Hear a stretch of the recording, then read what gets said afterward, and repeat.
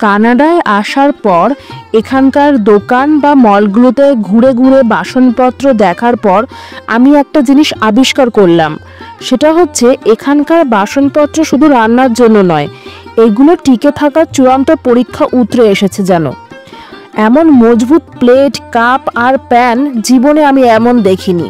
এগুলো দিয়ে যদি কখনো আমি দুর্ঘটনাবশত কুস্তিও লড়ে ফেলি, তাহলেও আমি নিশ্চিত যে আমি হারবো, কিন্তু বাসনগুলোর কিছুই হবে না।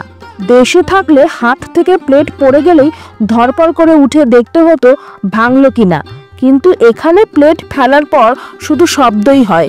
মনে হয় ওটা মাটিতে পড়ার পর হাসছে আর বলছে, এইটুকু ধাক্কায় কিছু হবে নাকি। কয়েকবার নিজেই পরীক্ষা করে দেখলাম, প্লেট পড়লো, বাউন্স করলো, কিন্তু কিছুই হলো না। যেন এরা রান্নাঘরের বাসন নয়, বরং মার্শাল আর্ট শেখা কোনো ওস্তাদ।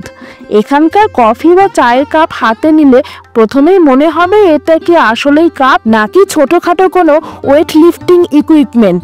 এত ভারী কাপ বানানোর কারণ বোধহয় একটাই, যেন কেউ ঘুমের ঘোরে কাপ ফেলে না দেয়। আর একবার হাত থেকে পড়ে গেলে যা হয়, কাপ ঠিকই থাকবে কিন্তু মেঝের কপালে দাগ লেগে যায়।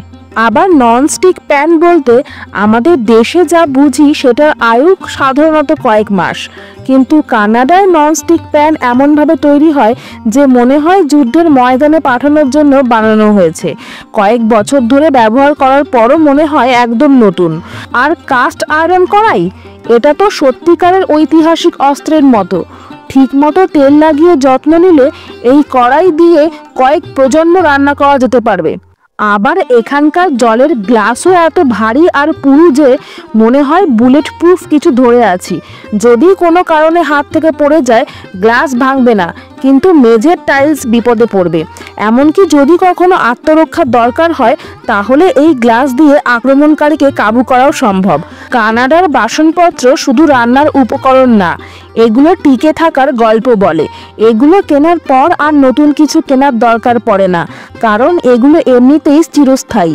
কখনো কখনো মনে হয় কানাডায় বাসন কেনা একটা বিনিয়োগ, এগুলো আমাদের থেকেও বেশি দিন টিকে থাকবে।